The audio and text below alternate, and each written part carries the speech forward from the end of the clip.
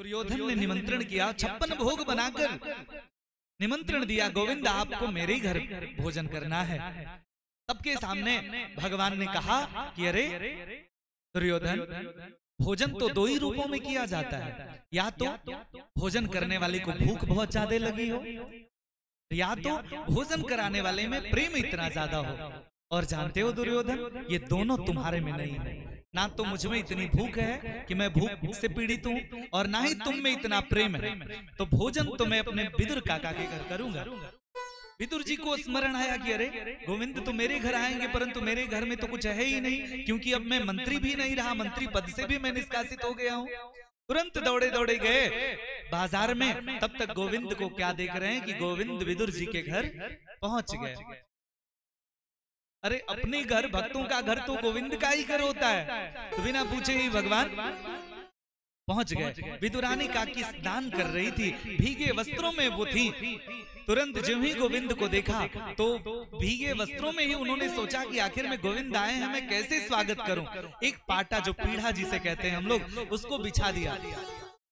अरे विदुरानी काकी प्रणाम।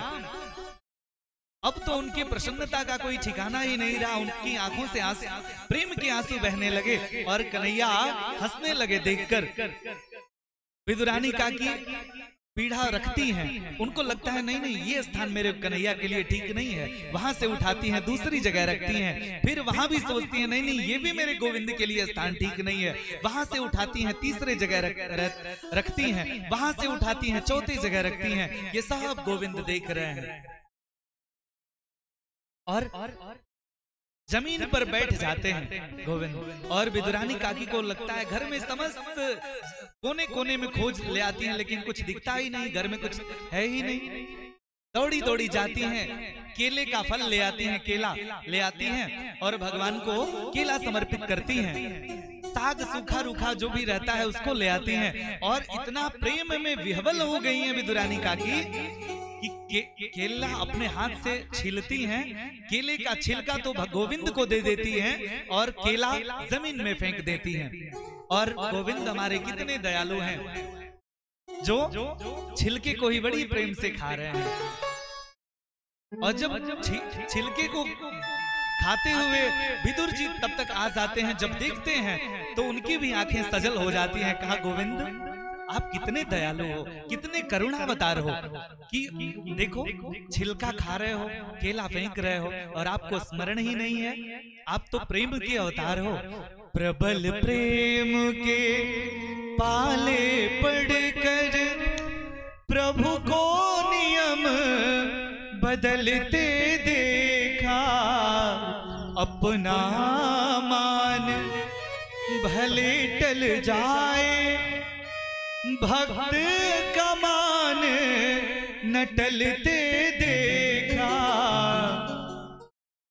प्रबल प्रेम के जिसके कृपा दृष्टि के बल पर सकल सृष्टि को पलते देखा, उसको गोकुल के गोरस पर 100 बार मचलते देखा।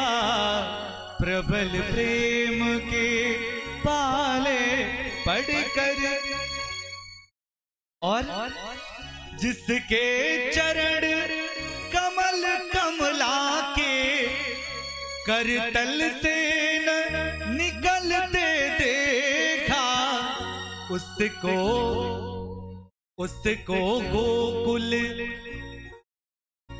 कंकड़ पथ पर नंगे पांव पे चलते देखा।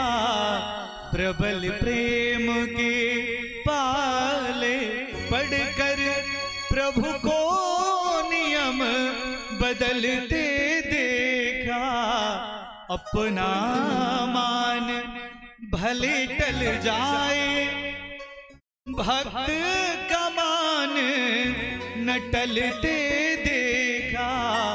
प्रबल प्रेम के, भगवान तो प्रेम के भूखे हैं ना। विदुरानी काकी के छिलके नहीं देख रहे हैं। विदुर जी ने कहा, अरे देवी, तुमको समझ में नहीं आता क्या? तुम मेरे गोविंद को छिलका खिला रही हो। अब तो विदुरानी काकी को स्मरण आया कि अरे मैंने क्या कर दिया, हमसे तो बहुत बड़ा अपराध हो गया। परंतु भगवान ने कहा, काका आप बिल्कुल चिंता मत करो, हमें ऐसा लग रहा है जैसे मेरी काकी 56 भोग हमें खिला रही है, इससे स्वादिष्ट तो हमें कुछ लग ही नहीं रहा है। भगवान इतने करुणावतार हैं कि विदुरानी काकी के छिलके भी ग्रहण कर रहे हैं। वो जब स्मरण करते हैं विदुर जी तो उनकी आंखें भर आती हैं। ऐसे हैं हमारे गोविंद।